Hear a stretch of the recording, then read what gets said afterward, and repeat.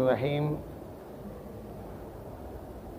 قال ابو داود هذا حدیث منکر وانما يعرف عن ابن جریج عن زیاد بن سعد عن الزهری عن انس رضی اللہ عنہ ان النبی صلی اللہ علیہ وسلم اتخذ خاتما من ورق ثم القاه والوهم فيه من حمام ولم يرو الا حمام۔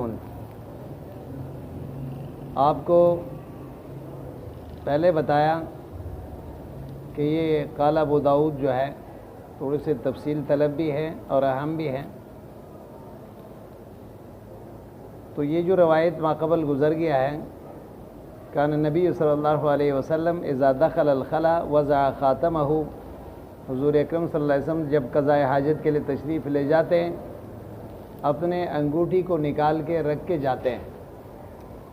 اس روایت کے متعلق امام ابو داود رحمہ اللہ فرماتے ہیں کہ یہ روایت منکر ہے۔ کیا ہے؟ لیکن امام ابو داود رحمہ اللہ کی یہ قول متفق علیہ نہیں ہے۔ امام ابو داود رحمہ اللہ اس کو منکر فرماتے ہیں۔ بات سمجھ میں آئی نا؟ اور اسی طرح بعض علماء اس کو شاذ کہتے ہیں اور بعض غیر محفوظ کہتے ہیں، جیسے دارقطنی ہے، نسائی ہے۔ بات سمجھ میں آئی نا؟ البتہ دوسرے طرف امام ترمذی رحمہ اللہ ہے اور اسی طرح ابو داود کے شارح حافظ منظری ہے، اور حضرت سہارنپوری رحمہ اللہ کا رائے بھی یہی ہے کہ یہ حضرات فرماتے ہیں کہ روایت منکر نہیں ہے۔ امام ترمذی اس روایت کو ذکر کرنے کے بعد فرماتے ہیں کہ ھذا حدیث حسن غریب، یہ حدیث حسن ہے۔ سمجھ میں بات آئی؟ منکر نہیں ہے۔ اب امام ابو داود رحمہ اللہ نے اس روایت کو جو منکر قرار دیا ہے اور اس کا دلیل ذکر فرما رہے ہیں یہاں سے، وَإِنَّمَا يُعْرَفُ سے دلیل ذکر کر رہا ہے، کیونکہ منکر کے مقابل میں معروف ہوتا ہے۔ تو امام ابو داود رحمہ اللہ کا اس بات کا خلاصہ یہ ہے کہ یہاں حمام راوی سے دو غلطیاں سرزد ہوئی ہیں، ایک متن میں ایک سند میں۔ سند میں غلطی یہ ہے کہ ابن جریج اور زہری کے درمیان زیاد بن سعد کے واسطہ ہے، لیکن اوپر سند میں آپ نے دیکھا کہ ابن جریج براہ راست امام زہری سے نقل کر رہا ہے، بیچ میں اس واسطے کو حمام راوی نے کیا کر دیے؟ چھوڑ دیے۔ ایک تو سند میں یہ غلطی ہو گئی۔ دوسرا غلطی وہ فرماتے ہیں کہ متن میں ہے، اور اصل متن جو معروف متن ہے اس روایت کے وہ ہے اتخذ خاتما من ورق ثم القاہ، یہ ہے۔ اور حضور اکرم صلی اللہ علیہ وسلم نے انگوٹھی بنوائی چاندی کے، پھر اس کو پھینک دی۔ تو اس کو روایت بالمعنی کرتے ہوئے راوی نے اذا دخل الخلا وضع خاتمہ بنا دیے۔ سمجھ میں بات آئی؟ یعنی چاندی کی انگوٹھی بنوائی اور پھر اس کو پھینک دیے۔ اصل معروف روایت جو امام زہری سے منقول ہے وہ یہ ہے۔ ان دو وجہوں سے یہ روایت کیا ہے؟ منکر ہے۔ لیکن جو حضرات کہتے ہیں یہ منکر نہیں ہے، جیسے امام ترمذی، وہ فرماتے ہیں کہ منکر کے دو تعریف کیے گئے۔ ایک یہ ہے کہ شدید ضعیف راوی ثقہ راوی کے مخالفت کرے۔ دوسرا تعریف یہ ہے کہ سند میں کوئی ضعیف، شدید ضعیف راوی آ جائے، چاہے ثقہ کے مخالفت کریں یا نہ کریں۔ ان دونوں صورتوں میں، دونوں تعریفوں کے اعتبار سے منکر کا تعریف صادق نہیں آ رہا، اس لیے کہ یہاں جتنے بھی روات ہیں وہ سارے کے سارے ثقہ ہیں، اور خاص طور پر حمام تو یہ بخاری اور مسلم کے روات میں سے ہے، ضعیف تو ہے نہیں۔ منکر کے لیے شرط یہ ہے کہ وہ راوی شدید ضعیف ہو۔ سمجھ میں بات آئی؟ منکر کا تعریف صادق کا نہیں آ رہا ہے۔ یہ کون کہہ رہا ہے؟ امام तिरमिज़ी रहमहुल्लाह, اور وہ فرماتے ہیں کہ اصل میں امام ابو داؤد رحمہ جس کو یہ اصل سند کہہ رہا ہے نا، اتخذ خاتما من ورق ثم القاہ، تو یہ مستقل حدیث ہے، اور یہ اذا دخل الخلاء وضع خاتمہ یہ مستقل حدیث ہے. یہ دو مستقل حدیثیں ہیں، تو دونوں کو ملانا صحیح نہیں ہے. اتنی بات سمجھ میں آئی؟ ہاں بھائی. دوسری بات وہ یہ کہہ رہے ہیں کہ یہ جو آپ کہہ رہے ہیں کہ یہ منکر ہے، یہ اس لیے بھی صحیح نہیں ہے کہ اس کی مطابعت موجود ہے. مطابعت موجود ہے. بہقی میں حمام کے مطابعت جو ہے یحییٰ ابن متوکل کر رہا ہے، اور دارقطنی کے روایت میں حمام کا مطابعت جو ہے یحییٰ ابن زریس کر رہا ہے. تو لہذا مطابعت بھی موجود ہے. سمجھ آئی بات؟ اب آئیں دوسرے طرف. تو پھر امام ترمذی رحمہ اللہ نے اس روایت کو منکر کیوں قرار دیے؟ سمجھ آئی بات؟ ایک تو یہ سمجھ لیں، حافظ اور دوسرے حضرات فرماتے ہیں کہ امام ابو داؤد رحمہ اللہ اس فن کے امام ہے، وہ کسی خاص اصطلاح کے تابع نہیں ہے. متقدمین کے یہاں منکر و معنی شاذ کے ہوتے تھے، تو یہاں منکر جو ہے مراد اس سے کیا ہے؟ شاذ ہے. سمجھ نہیں آئی بات؟ کیا مراد ہے؟ شاذ ہے. سمجھ آئی بات؟ یعنی اس کی کوئی مطابعت نہیں ہے، صرف ایک آدمی نقل کر رہا ہے، چاہے وہ ثقہ ہو یا غیر ثقہ ہو.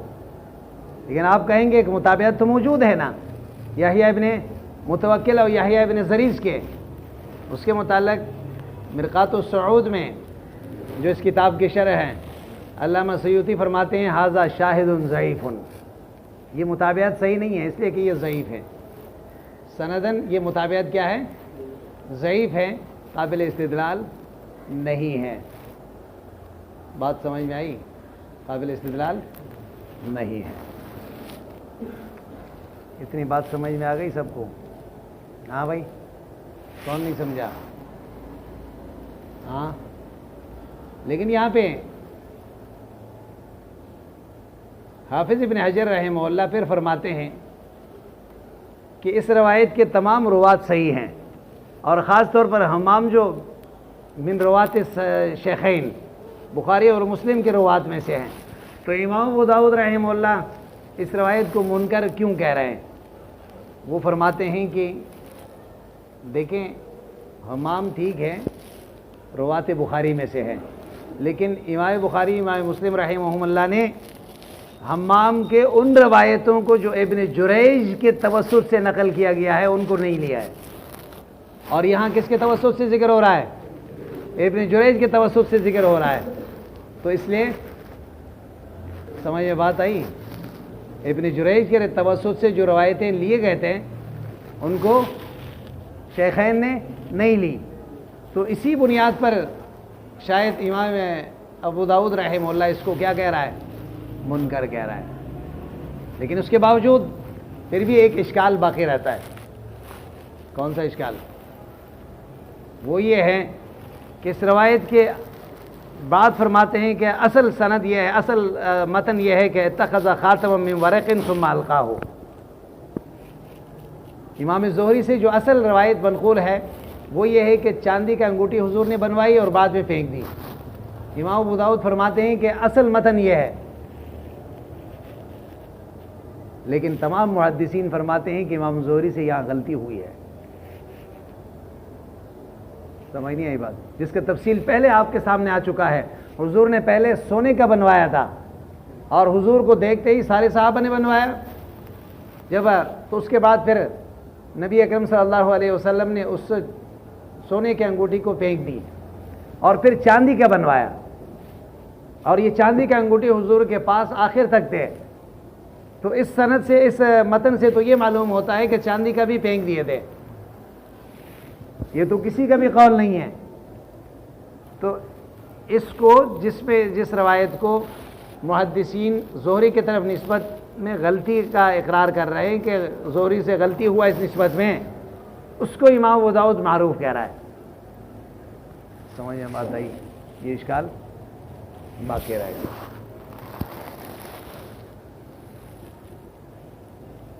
دراصل حضرت گنگوئی رحمہ اللہ فرماتے ہیں کہ مسئلہ یہ ہے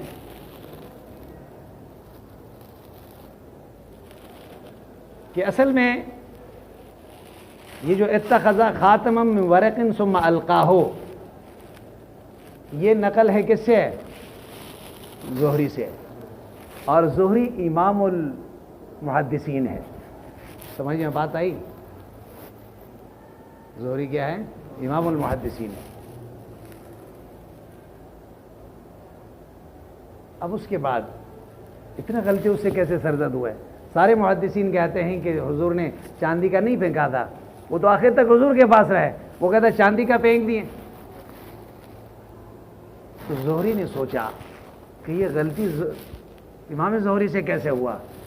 ایسے تعویل کرنی چاہیے حدیث کے اندر جس سے امام زہری پر اعتراض نہ آئے۔ کیا نہ آئے؟ انہوں نے سوچا، سوچنے کے بعد یہ سمجھا کہ اتخذ خاتم من ورقین سے مراد یہ ہے کہ اذا دخل الخلا وضع خاتمہ، یعنی پھینکنا مراد نہیں ہے، بلکہ جب قضاء حاجت کے لیے تشریف لے جاتے نا تو وہ چاندی کے انگوٹھی جو ہے وہ نکال کے رکھ کے جاتے تھے۔ تو زہری نے حمام نے زہری سے اعتراض کو ہٹانے کے لیے اس نے اپنے الفاظ سے اس روایت کو روایت بالمعنی کر دی، اس سے یہ مراد ہے۔ اب زہری پر اعتراض تو ہٹ گیا، سمجھ نہیں آئی بات؟ کتنے بڑی غلطی اس نے کیسے کی، لیکن یہ اعتراض باقی رہ گیا۔ تو اس لیے حمام پر لوگوں نے یہی کہا، اعتراض کیے۔ سمجھ میں بات آئی یا نہیں آئی؟ تو حمام نے یہ سوچا کہ زہری سے یہ غلطی کیسے ہو سکتا ہے؟ سارے محدثین یہ ذکر کر رہے ہیں کہ چاندی کے انگوٹھی حضور کے پاس ہمیشہ انتقال تک تھے، اور یہاں تو فرما رہے ہیں کہ نہیں پھینک دیے تھے۔ نہیں، اس سے مراد یہ ہے کہ نکال کے قضاء حاجت میں جاتے تھے، وہ مراد ہے۔ تو حمام کا مقصد امام زہری پر اعتراض ہٹانا تھا، یہ کہتا ہے حضرت گنگوئی رحمہ اللہ۔ بات سمجھ میں آئی یا نہیں آئی؟ چلیے،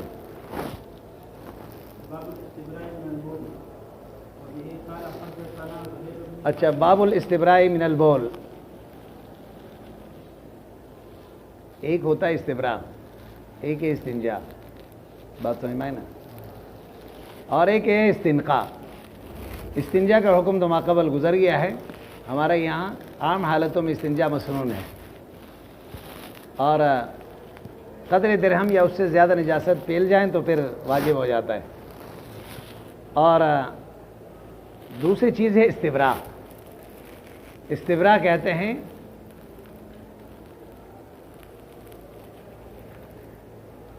کہ نہ، استبراء کا اصل معنی تو یہ ہے طلب البراءۃ عن بقیۃ البول۔ آدمی پیشاب کرتا ہے، اس کے بعد فوراً استنجا نہ کریں، کیونکہ پیشاب کے نالیوں میں قطرات رہ جاتے ہیں، اور خاص طور پر جو استنجا بالماء کرنے والے ہوتے ہیں ان کو پھر اندازہ نہیں ہوتا، اور استنجا کر کے فارغ ہو کر وضو کر لیتا ہے، اور اس دوران جب پیشاب کے قطرات نکلے اس کو اندازہ نہیں ہوتا اور اس کے وضو نہیں ہوں گے۔ اس لیے اس کو چاہیے کہ قضاء حاجت سے فارغ ہونے کے بعد پھر تھوڑے سے اطمینان حاصل کریں، یا کھڑے ہو کر اور یا جو ہے تھوڑے سے قدم جا کے حرکت کریں، یا کسی اور طریقے سے، بات سمجھ میں آئی نا، اور اس کو یقین ہو جائیں کہ اب پیشاب کے نالیوں میں قطرات نہیں رہیں، اس کے بعد پھر استنجا کریں۔ لیکن یہاں استبراء سے مراد پیشاب کے یہ عام ہے، پیشاب کے قطرات سے اپنے جسم اور کپڑے کو بچانا، بات سمجھ میں آئی نا، پیشاب کے قطرات سے اپنے آپ کو بچانا، چاہے کپڑا ہو یا جسم ہو۔ سمجھ آئی بات؟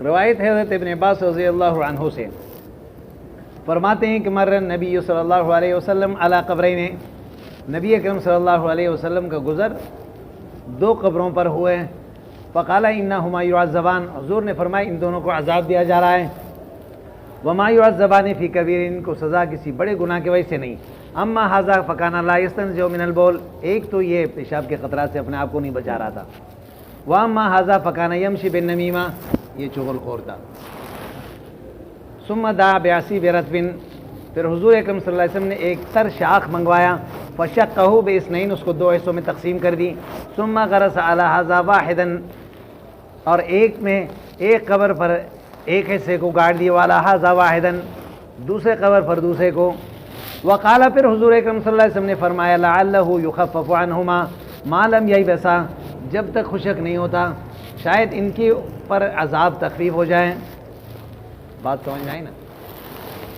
حناد کہتا ہے کہ یستترو، یستنزہو کے بجائے مکانہ یستنزہو کے بجائے جو ہے حناد کی روایت میں یستترو ہے، فکانہ لا یستترو۔ استتار کا معنی ہے اس کے جسم اور پیشاب کے قطرات کے درمیان حائل نہیں، یعنی جسم پہ لگتا ہے، کپڑے پہ لگتا ہے، کوئی پرواہ نہیں کرتا۔ اس سے ایک بات تو یہ معلوم ہوئی کہ کچھ اعمال ایسے ہوتے ہیں جو عذاب قبر کے سبب بنتے ہیں، ان میں سے خاص طور پر دو عمل کا ذکر فرمایا، ایک تو چغل خوری اور دوسرا پیشاب کے قطرات سے اپنے آپ کو نہ بچانا۔ یہاں مر نبی صلی اللہ علیہ وسلم علی قبرین،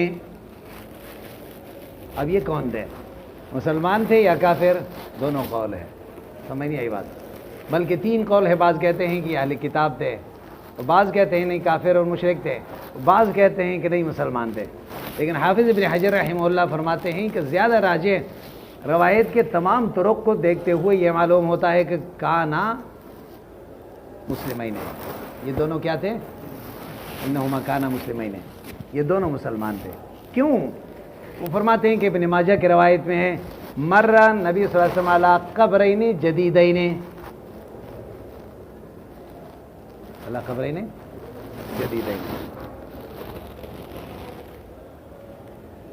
بات سمجھ میں آئی نا؟ اور اسی طرح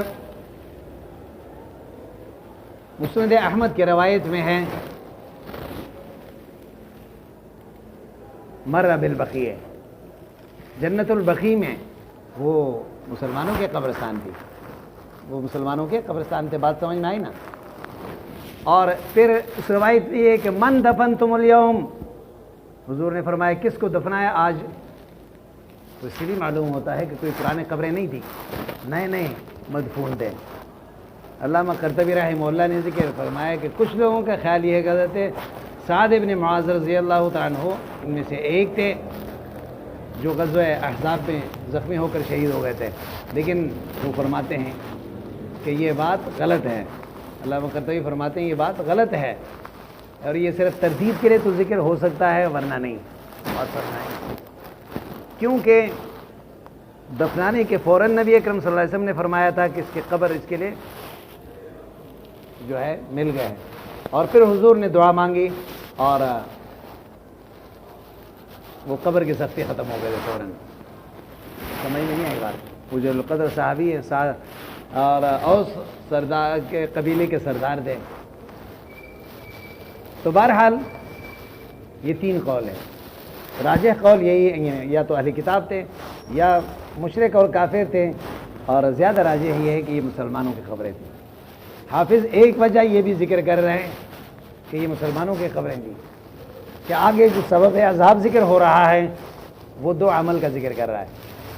اگر یہ کافر ہوتے تو سب سے پہلے ان کے کفر کو سبب عذاب کے طور پر ذکر کرتے، لیکن کفر کو سبب ذکر نہیں کیا نا، سمجھ نہیں آئی بات؟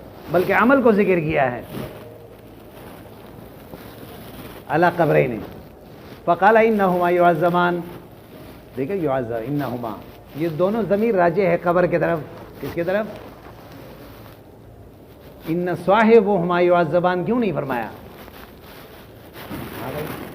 عذاب تو صاحب قبر کو دیا جا رہا ہے، عذاب قبر کو تو عذاب نہیں دیا جا رہا ہے، بلکہ اس آدمی کو دیے جا رہے ہیں۔ وجہ یہ ہے کہ عذاب کے اثرات وہ زمین بھی محسوس کر لیتی ہے، صرف اس مردے کے حد تک محدود نہیں ہوگا، بلکہ وہ زمین بھی محسوس کرتی ہے اس عذاب کے کیفیت کو۔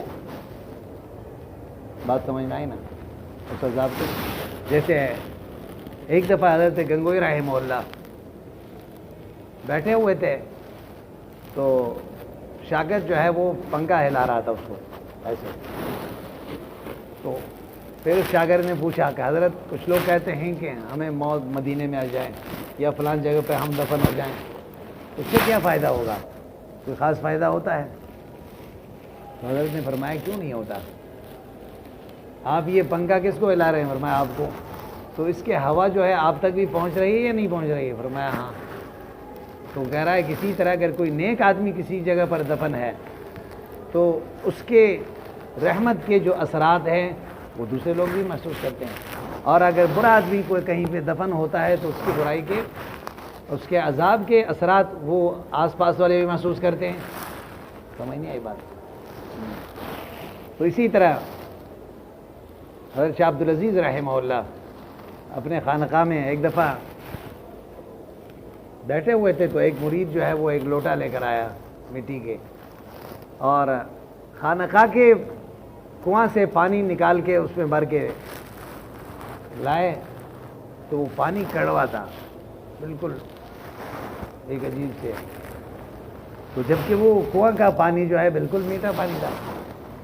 تو حضرت شاہ عبدالعزیز رحمہ اللہ نے فرمایا معلوم یہی ہوتا ہے کہ یہ کسی ایسے قبرستان کے مٹی سے بنایا گیا ہے جہاں مردوں کو عذاب دیا جا رہا ہے۔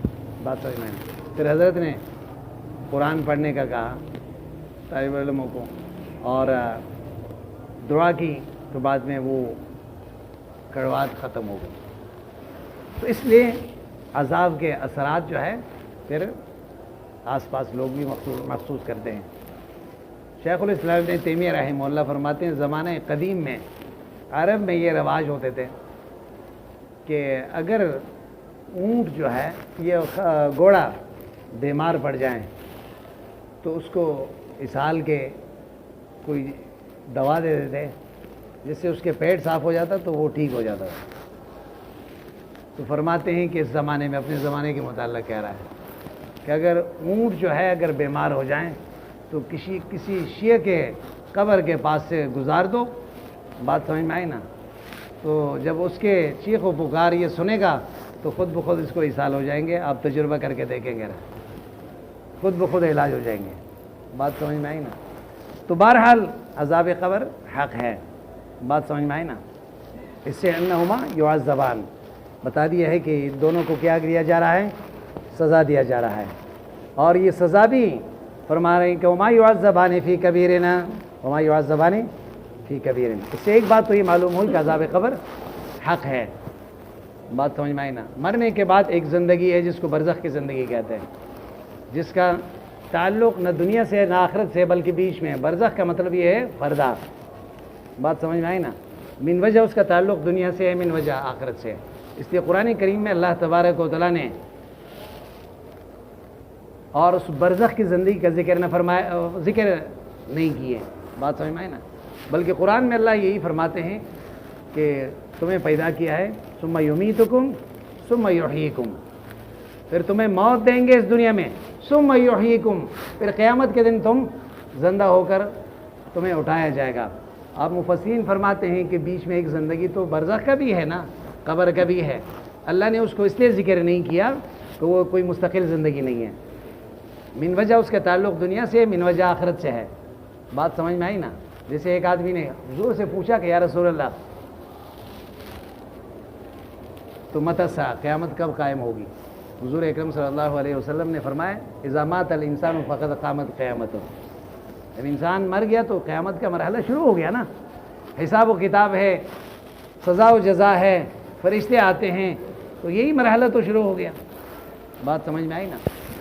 تو بہرحال تو یہی بتا رہے ہیں۔ تو یہاں پہ علی قبرین انہما یعذبان، دونوں کو سزا دیا جا رہا ہے۔ وما یعذبان فی کبیرنا، ان کو کسی بڑے گناہ کی وجہ سے سزا نہیں دیے جا رہے ہیں۔ اور پھر قبر کے عذاب کے متعلق حضرت انور شاہ کشمیری رحمہ اللہ فیض الباری میں جو آخری باب پہلا جلد کے قائم کر رہے ہیں، جس میں عذاب قبر کے جو باعث ہیں، اس میں وہ فرماتے ہیں کہ وہ ثابت عند اہل سنت والجماعہ، عذاب قبر جو ہے یہ ثابت ہے اہل سنت والجماعت کا، اس پہ اجماع ہے، اتفاق ہے۔ بات سمجھ میں آئی نا؟ وما نسب الی المعتزلہ، وہ حضرت فرماتے ہیں کہ یہ منقول ہے اور عام طور پر مشہور یہی ہے کہ معتزلہ عذاب قبر نہیں مانتے ہیں، اور حضرت فرماتے ہیں کہ انہم ینکرون عذاب القبر فلم یثبت عندی، میرا رائے یہ ہے کہ معتزلہ بھی عذاب قبر کا منکر نہیں تھے، البتہ معتزلوں میں سے کچھ لوگ تھے جو عذاب قبر کا انکار کر رہے تھے، ان میں سے ایک اس نے نام لیے ہیں اور بشر کا، بشر المریسی، اور دوسرا زرار ابن عامر کے، یہ دونوں منکر تھے، لیکن عام جمہور معتزلہ بھی عذاب قبر کے قائل اس لیے کہ متواترات سے ثابت ہے۔ اور پھر حضرت فرماتے ہیں کہ یہ جو بشر ہے یہ تو امام ابو یوسف رحمہ اللہ کے شاگرد تھے، اس کے درس میں بیٹھتے تھے۔ جب امام ابو یوسف رحمہ اللہ کو پتہ چلا کہ یہ عذاب قبر کا منکر ہے، اس نے اس کو ڈانٹا، اور اس وقت وہ قاضی تھے وقت کے، تو فرمایا کہ اگر اس طرح آپ اپنا نظریہ رکھیں گے تو آپ کو ہم دار پہ چڑھائیں گے، آپ کو ایسے سزا دیں گے۔ تو وہ اس وقت پھر بھاگ گیا اور امام ابو یوسف کے قریب نہیں آیا جب تک امام ابو یوسف زندہ رہے۔ بہرحال تو حضرت یہ فرماتے ہیں کہ معتزلہ بھی، جمہور معتزلہ بھی اس کے قائل ہیں کہ عذاب قبر ہے، البتہ ان میں سے کوئی خاص مخصوص لوگ تھے۔ ہاں پھر وہ فرماتے ہیں کہ وہ اما اہل سنت والجماعہ، تو فرماتے ہیں کہ فلہم فیہ قولان، اب اہل سنت والجماعت عذاب قبر کے متعلق فیض الباری میں حضرت فرماتے ہیں کہ دو قول ہیں۔ اہل سنت والجماعت جو عذاب قبر کے قائل ہے، پھر ان کے یہاں دو قول ہے۔ کتنے قول ہیں؟ ایک قول یہ ہے کہ قیل العذاب علی الروح فقط، یا تو صرف علیین اور سجین میں ارواح رہتے ہیں، تو لہٰذا سزا و جزا جو ہے وہاں پہ روح کو دیے جاتے ہیں۔ وقیل علی الروح والجسم معا، دوسرا قول یہ ہے کہ نہیں، جسم اور روح دونوں کو یہ سزا دیے جاتے ہیں۔ بات سمجھ میں آئی نا؟ حضرت فرماتے ہیں کہ پہلا قول ہے حافظ ابن قیم اور اسی طرح دوسرے حضرات کے، اور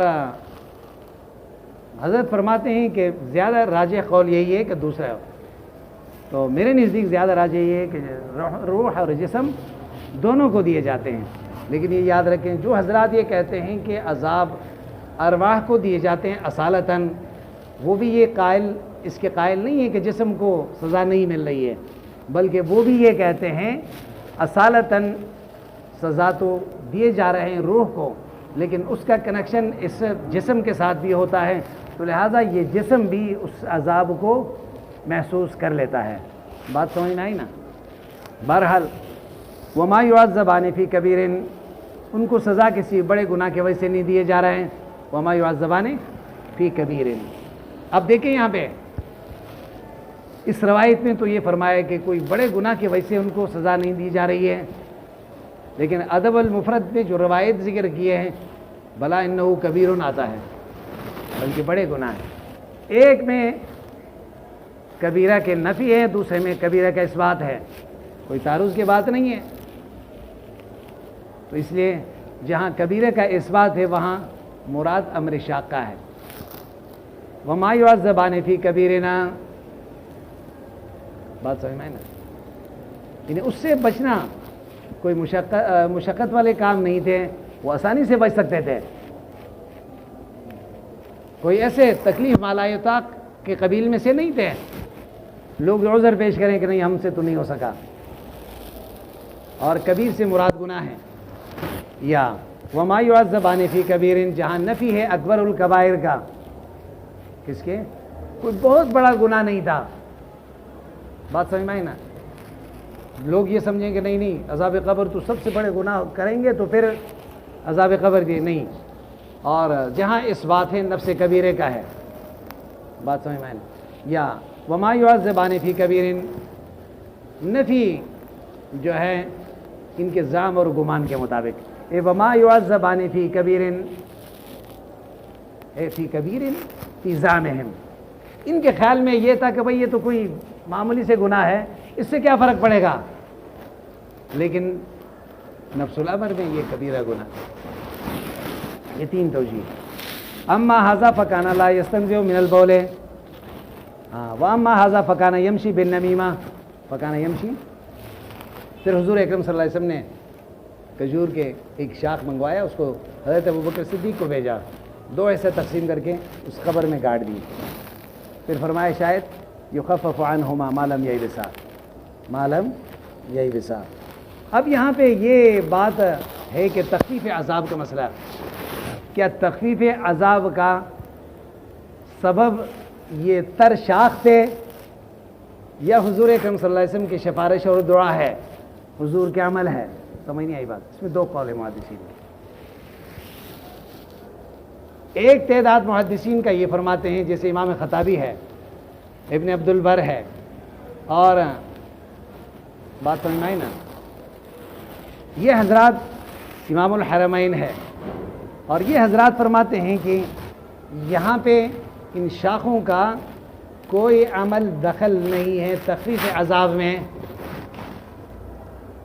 تخفیف عذاب میں، بلکہ حضور اکرم صلی اللہ علیہ وسلم کو غیب کے طور پر اللہ کے طرف سے وحی کے ذریعے سے بتا دیے گئے کہ ان دونوں کو عذاب دیا جا رہا ہے، اور پھر اس کا حل بھی بتا دیے کہ آپ اس طرح کریں گے تو لہٰذا ان کے لیے سفارش کا ذریعہ بنیں گے۔ تو بات سمجھ میں آئی نا؟ تو تخفیف عذاب حضور اکرم صلی اللہ علیہ وسلم کا یہ فعل ہے، تو لہٰذا یہ حضور اکرم صلی اللہ علیہ وسلم کے ساتھ خاص ہے، حضور کے ساتھ، تو اس پر قیاس نہیں کیا جائے گا، اس پر قیاس۔ ایک تعداد علماء کے جیسے اس میں حافظ ابن حجر بھی ہے اور شیخ عبدالحق محدث دہلوی ہے، احناف میں سے، متاخرین میں سے علامہ شامی ہے، یہ حضرات فرماتے ہیں کہ نہیں، اس میں خود اس تر شاخوں کا عمل دخل ہے، کیونکہ ہر تر چیز جو ہے وہ اللہ کی تصویر بیان کرتے ہیں، اور جہاں اللہ کی تصویر بیان ہو تو وہاں نزول رحمت ہوتے ہیں اور تخفیف عذاب کا سبب بنتے ہیں، تخفیف عذاب کے سبب بنتے ہیں۔ اور امام خطابی رحمہ اللہ فرماتے ہیں کہ وہ محمول علی انہ دعا لہما بالتخفیف ہے، اس کا حمل اس پر ہے کہ حضور اکرم صلی اللہ علیہ وسلم نے ان دونوں کے لیے تخفیف عذاب کا دعا مانگی، اور جب تک یہ تر ہو تو اس وقت تک تخفیف عذاب کا سلسلہ رہے۔ تو لا ان فی الجریۃ معنی یخص ہو، یہ نہیں ہے کہ شاخوں میں کوئی مسئلہ ہے، نہ رطب و یابس کا کوئی تعلق ہے اس سے، تو اس لیے کسی کو امام خطابی فرماتے ہیں کہ اجازت نہیں ہے کہ اس طرح کی چیزیں جو ہے قبرستان میں لگائیں، خود بخود ہو گئے تو وہ الگ بات ہے، کیونکہ قبرستان آبادی کی جگہ نہیں ہے، بات سمجھ میں آئی نا۔ لیکن دوسرا حضرات فرماتے ہیں کہ صحابی رسول حضرت بریدہ انتقال کے وقت اس نے یہ وصیت کی تھی کہ 2 شاخ میرے قبر کے اوپر گاڑ دیا جائے، تو اسی کو دلیل بناتے ہیں۔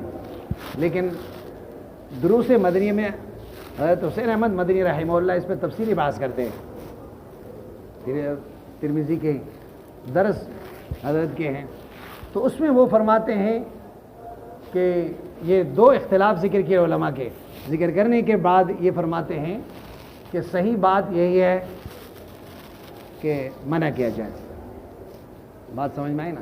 وجہ اس کا یہ ہے، وہ فرماتے ہیں کہ دراصل یہ نبی اکرم صلی اللہ علیہ وسلم نے شاخ کو جب گاڑا، یہ خلاف القیاس عمل ہے حضور کے، کیا ہے، اور اس پر قیاس آپ کسی چیز کا نہیں کر سکتے ہیں، لہٰذا اس مورد کے ساتھ خاص ہے۔ اس کے بعد بھی سینکڑوں صحابہ کرام وفات ہو گئے، اور اسی طرح جنت البقیع میں مدفون ہوئے، کسی صحابی کے قبر میں حضور اکرم صلی اللہ علیہ وسلم نے یہ عمل نہیں دہرایا، یہ عمل نہیں دہرایا۔ ہاں البتہ شیخ محدث دہلوی، عبدالحق محدث دہلوی، اور اسی طرح دوسری طرف جو ہے علامہ شامی اس کو مستحب عمل قرار دے رہے ہیں۔ لیکن صاحب انوار محمود، جیسے پہلے بھی آپ کو کہا کہ ہمارے مشائخ دیوبند کے تقاریر شیخ الہند کی، اور اسی طرح انور شاہ کشمیری رحمہ اللہ کے، اور ملفوظات کو جمع کیا ہے، ابو داؤد کی شرح ہے، اس میں وہ فرماتے ہیں کہ ولا تنظر الی قول شامی و دہلوی فانہما کلما ینجو عن البدعۃ المخترع۔ تو بدعت اور سنت کے معاملے میں شیخ عبدالحق محدث دہلوی اور شامی کے بات نہ مانیں، کیونکہ بدعت اور سنت کے معاملات ان کے ہاں واضح نہیں تھے۔ تو امام شامی رحمہ اللہ فقہ میں تو مہارت رکھتا ہے، اور ایک مطلب یہ ہے کہ اس کی ایک اہمیت ہے، لیکن بدعت اور سنت کے معاملے میں چونکہ ہر جگہ پہ ایک علاقے کا رواج، شام کا علاقہ شروع سے اس معاملے میں جو ہے بدعت کے معاملے میں زیادہ مشہور ہیں، اس کے بعد بھی اسی طرح وہاں پہ بہت سے علماء گزرے ہیں۔ بہرحال چلیے